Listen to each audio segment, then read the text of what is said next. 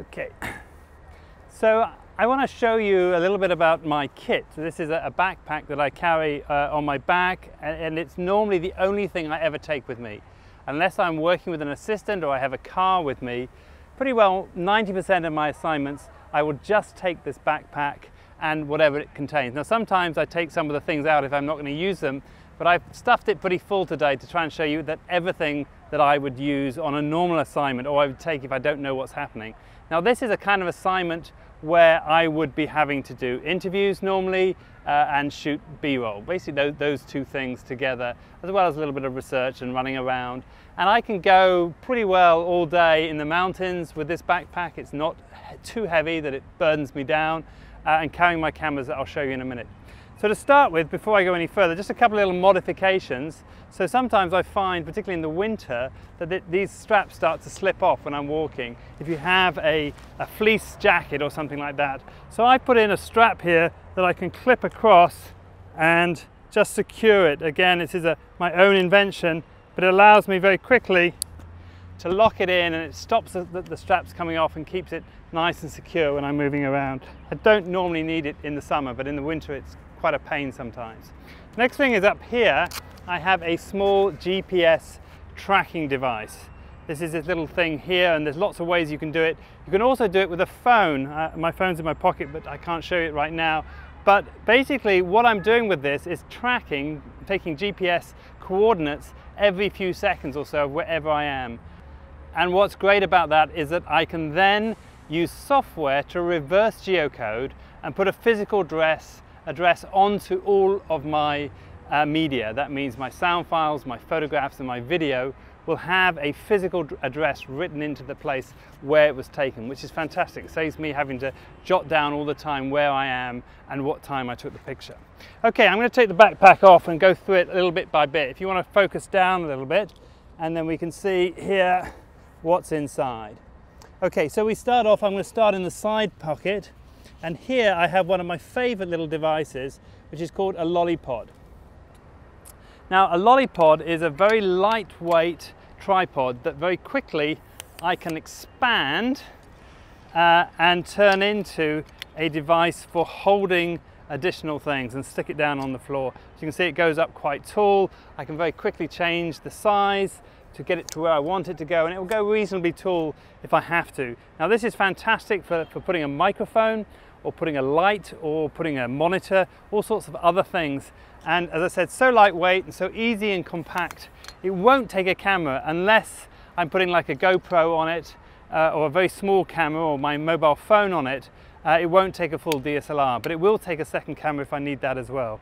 So that's in the side, and also in the side here is my computer. Now I don't always take a computer, and I've kind of flipped between a 15-inch and a 13-inch. I always use MacBook Pros. I think they're by far the most sturdy, reliable and useful computers. I'm not sure whether you go for 13 or go for 15, but it's not too bad. This is a new Retina one, which is very thin, and it doesn't make too much of a trouble for me. Okay, that inside, so that allows me to edit on the road and on the go. Let me start with a tripod. Okay, now I'm going here with a lightweight tripod. Tripod is a thing of choice. I do sometimes carry a much heavier tripod which has to go on a separate shoulder. It's okay if I'm going short distances, but certainly if I'm not out for the day, if I'm trekking out for the day or in the mountains for a few days, there's no way that I could take one of those big tripods with me and be as mobile as I can with this.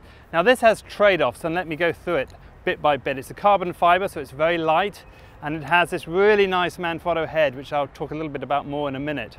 So let's start here. This is important for me. I used to have the clip ones to undo it, but here I can do a very quick release by grabbing all four together. It's a 4-part, and then stretching it out.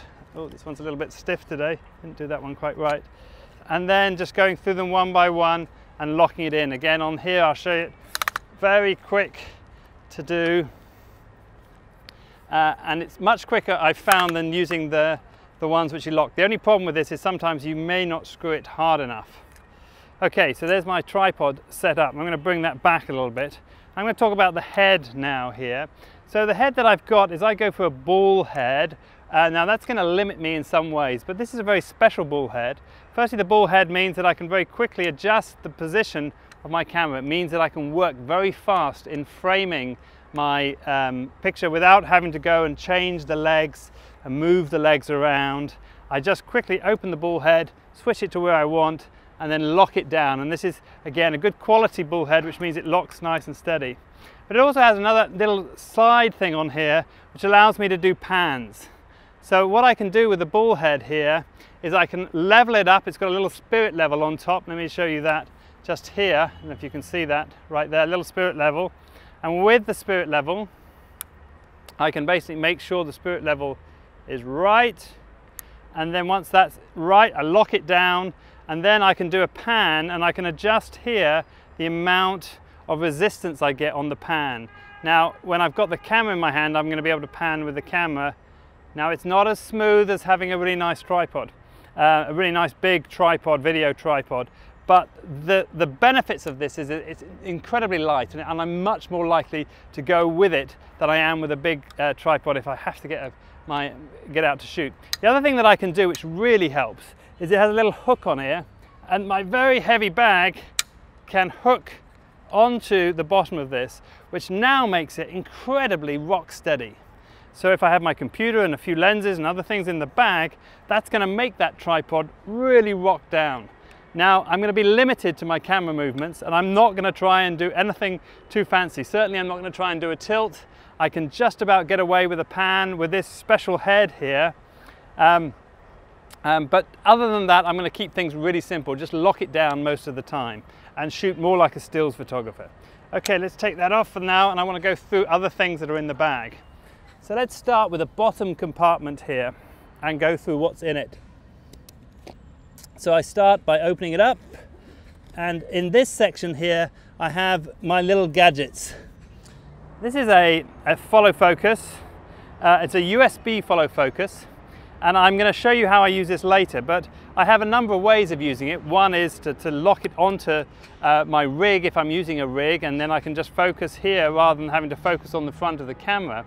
But actually, more importantly for me is when I'm doing interviews, I can sit with this in my hand when I'm interviewing a subject and have my monitor here, and then if the subject moves out of focus, all I need to do is to quickly tweak down here very subtly without having to reach across and knock the camera.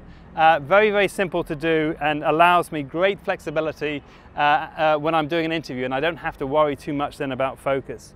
Okay, next thing under here, a few little other gadgets. This allows me to connect my monitor to the top of my camera. I'll be doing that in a minute. And that's it in that compartment. And then just some wires in here.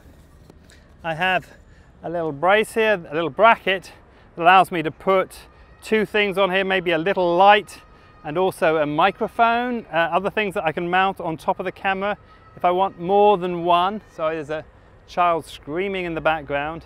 If I want more than one, I can put, as I said, a microphone here and a light or something else here. Two things at the same time, or my radio unit.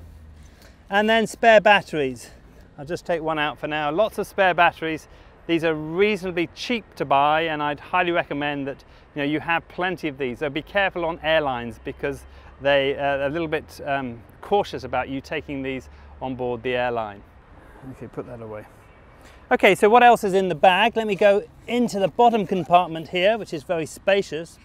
First thing I have here is a monitor. This monitor will allow me, let's just open it up, to get a better idea of what I'm shooting. Now this is great when I'm doing interviews, because I can sit this again on my lap and have the follow focus, or I can have it on a lollipod or something just in front of me here. So I got confidence in that I can see the interviewee and check that they're in focus as I'm talking to them. I can see what I'm recording. I can also use it on top of the camera to get a slightly better feel, and sadly, one of the great things that it's useful for also is to make the camera look more professional. If I drop that on top of my camera, as you're going to see in a minute, it's going to make the whole rig look a little bit more professional. So if I'm interviewing an important politician or somebody and I want to seem important, or I want to seem like I know what I'm doing, just adding this gives me a little bit more of a sense of professionalism. Also in here, I have this little Gorilla Grip, And this I love. This one's slightly different to the normal Gorilla Pods, which have got bigger bubbles, because this can really wrap around fences and things, and it gives you a really solid base. It's got quite a flimsy little tripod head here, but it actually holds the camera very steady. I can wrap it over gates and fences and all sorts of things I've done in the past in order to have my camera nice and steady in a very difficult position. So very useful to have, and it always sits in my bag if I can afford to take it. Okay, and then I have my Zacuto. This is just a viewfinder that's going to drop on the back of my camera, and this is going to go when I'm out shooting onto my belt here. So it's going to flip on my belt and it sits in there. You can also have it around your neck if you want, on a little chain. I like it down here so it doesn't bounce around if it's around my neck. And I can just quickly pull out. I'm not taking my trousers off here. I'm just going to pull out my belt, and that goes through there and sits nice and comfortably down here. So it's one of the first things I do when I start shooting is put this on, and again I can unzip it. It sits nice and comfortable. I can pick it out and drop it onto the back of the camera, and I'll show you that in a minute. And then my two cameras. So I like to shoot with two bodies, one wide and one long lens. I'll take the lens caps off here. Here I've got a 5D Mark III, probably not much different from the 5D Mark II, except for the fact that you have good headphone out, slightly better video compression on it as well, and a slightly better build. I like the way that it's laid out on the back, easier to film with. But other than that, not much different. And I'll set this up in a minute. Now this is ready to drop straight onto the tripod, if you can see that there. I've dropped that onto the tripod, but I'm going to show you something else in a minute, which is how I carry my cameras. And secondly, I have another second body with a long lens. Now that's going to make it very quick for me, and I'll demonstrate that in a minute, to switch. If you only have one body, you are stuck. Oops, sorry, let me just stick this on properly. If you have one body, you are stuck with having to change the lenses, which can be quite time consuming. Having these two, one that I can swap one to the other, is great because it means that I can very quickly take pictures. The other advantage is that I can mount this on top of this when I'm doing interviews, which is going to give me a second angle or second view. I can have a tight shot and a wide shot without having to bring a second tripod, which is fantastic if you're doing a long interview and you want to cut between the things that they said without making it obvious. You can cut between the wide and the long the long shot here. Okay, now let me just go into the front compartment of my bag, and I want to take the next thing out, which is my carry system, because this for me is really where a lot of the magic lies. So this is a carry system which can work for two or for one camera. This is actually here ready for one camera. It goes across here, and I would stick my camera, let's just pull this off, using the head that I've got already onto here, and it clips down. Now the great thing about this is if I want to shoot, I can very quickly shoot. I just grab the camera and I can shoot, and if I have my backpack on, it doesn't get in the way of it, which is really useful. I can't tell you how frustrating it is when you have the camera across your shoulder like this and you have a backpack on and you try and get your camera and then it's caught in the strap. But this doesn't catch it, and it can very quickly come up and shoot right there, bang. The other thing that I can do is I can quickly take it off and just drop it onto my tripod. Really simple, very quick. Okay, so here I have now the two straps on together, and let me just show you how that works. I'm going to take the long lens off here, stick that onto my right side. It's just come a little bit undone, and then here I have the wide lens on this side, and I stick this onto here. Now this, when I have two cameras together, it's actually incredibly comfortable to walk, and I spend most of my days when I'm shooting like this with a backpack on top of it, and it doesn't get in the way. I can still carry on. I can quickly up and shoot with my long lens, or I can quickly up and shoot with my wide lens. Again, I can very quickly take this off and flip it onto my tripod with the bull head, get ready to shoot and shoot. Take that off, or I can do the same with the long lens. So here I'm just flipping that back on. Again, I can take the long lens, oops, flip that off here and drop that on, and then again I'm ready to shoot very quickly. If I add then my Zacuto to this, I clip that onto the back. There we go, oops. And now again, I'm ready to focus in on whatever I'm shooting, and I get really good focus there. I can see it very clearly. I can follow things that are moving. Great, great for quick shooting with the bull head. Okay, dropping that back in. Let's just go through some of the other things that are in the bag before I forget. So firstly, there's a light. Lights are very useful for interviews in particular, or if you're in very dark situations and you need to light the foreground. Again, it's got something on the top, so I can stick it on the top of the camera if I wanted to and just use it from there, or I can stick it on the lollipod. This particular light, the Z96, very popular in China. It will take a Sony big battery on the back, or it has a set of AA's inside. It also has a fader on the back, so I can zoom it up, make it bright and take it down again. And then it has these clip-ons at the front. So I can have warm light like this, I can have soft light like this, or I can have harsh light like this.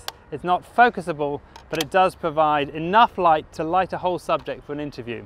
I have another light in here as well. Let me just pull this out, which is just a very small little Manfrotto light. And this is great just for dropping it on top of the camera like this, if I want a small light to go, if I'm going and running and gunning and I'm chasing the action as it happens. Or I want a little pop light, again, I can drop it onto my lollipod and I can use it for just giving it a little bit of a rim light to the interviewee that I'm, or popping up some dark space if they've got a hat in sunlight. Okay, a couple of lights there, really useful. I've also got a GoPro. GoPros are great little HD video cameras. They also do time lapses, and this is fantastic for doing point of view shots. I quite often use them for either dropping on the lollipod and doing a reverse shot when I'm doing an interview, so I can see myself asking the questions if I need that. I can also use it for strapping it to a car, or in this case on Saturday I was doing a horse riding story and I got one of the riders to drop this onto their helmet, and they went off riding and doing some jumps, and I got some lovely point of view video from them on the horse going around the circuit. Nice little cameras, not the best of quality, but really useful to have. So small, they go underwater, they go into all sorts of conditions. You can jump up and skydive with them, whatever you want. They're fantastic. Okay, so a little GoPro. I think that's most of the stuff I've got in there. I've got a HDMI cable for my monitor, and I have a fader here. Faders are really important for controlling aperture. If you like those really shallow depth of field shots that we get with the DSLRs with wide lenses, and we're in bright situations like today, we need to use a fader, a neutral density fader, as a way of bringing the light down, because we're going to be shooting at 60 or 50 frames a second, depending on what is our standard, what we want to go for, either 25 or 30p. And so we use this as a way of bringing the light down, and the fader allows us multiple different values of the neutral density filter. So great to have in your bag, very useful when you want to do some more creative type video. Okay, let me drop that in there. Apart from my press ID, the only thing left is my sound bag. Oh, sorry, no, one more thing, my intervalator. So this is a remote controller. This controls, let's just pop this off, put that down and drop this one on. So if I'm doing a time lapse, I can stand here and keep pressing the button. If I've got a Nikon, I have it already built into my camera, but on Canons you don't. So what I need then is this little contraption here. If I want to do a time lapse and I get that lovely shot of the clouds flying past, or a very busy street, lots of people running around very quickly. And this means I can set it up here. I choose how many seconds that I want on this here. I don't know if you can see that, Esther. Choose how many seconds I want it to go for. I drop it in here, plug it in, and then set it off, and then I can just leave it go. I normally hang it on the tripod there and just let it go and do its thing for as long as it needs to, sometimes 2 or 3 hours or even longer. Okay, so lastly, let me just do my sound kit. Sorry, this is turning into quite an epic long video. My sound kit is where I keep everything that I'm going to do with sound. I'm opening this up. Firstly, on this this little pocket here, I have batteries, spare batteries, and lots of them. The sound kit, the last thing you want to do is to run out of battery halfway through. You want to check that as soon as you open it up. Okay, a dead cat and a wind muff, two things that I use with my Zoom H1. I love these things. They're fantastic for getting ambient sound. I'm actually recording this interview directly onto this if I want to do a sync later. If I'm doing a two-person interview, I can have one of the subjects mic'd and going into the camera, and one going into my Zoom H1. Really lightweight, great quality. I do my voiceovers with it as well if I'm out and about on the road. Okay, now that has got a dead cat, obviously, to keep the wind down, and a wind muff that I use when I'm doing voiceovers or doing any sort of thing to sound the camera. I've also, you can see here, I've taken this out because I'm using it today. I have a spare microphone and a little wind muff here, a little dead cat for that microphone because today is very windy. Okay, so that's in there. A small set of headphones, I'll show you later. I do have closed back headphones, but normally I do the interviews myself, which means that I have to look intelligent and communicate and engage with my interviewee. And if I have big headphones on, it's very difficult to do. So I prefer to use these little in-ear headphones, stick them right into the ear and get good sound. And now with the 5D Mark III, I can monitor that sound and listen to what I'm recording. Very useful, and set my levels as well accordingly. Little shotgun, little Sennheiser MKE 400. Great little microphone that sits on the back here. Now let me just show you something before I go any further here. So the thing about this microphone here is that you can get long shotgun microphones, but they stick out too far, and if they stick out to the back, it means I can't take still pictures if I wanted to switch to my still mode. The downside is that this is not as directional as you might like it, but it doesn't go too far long in front, which means it doesn't get in the way of my wide angle lenses, another problem that we can have with microphones on top. So this just sits here nice and comfortable, and it's great whenever I'm out shooting B-roll. This will just sit there and that will cover me fine. It just sits there and I can clip it onto here, on here when I'm not using it. When I'm using it, I can just pull it off. You can see it's a little weary from being battered around a bit, and drop it onto the top. Nice little microphone. And then finally in here, I have a little Sony kit. Sony or Sennheiser, both good radio mic kits, good quality kits.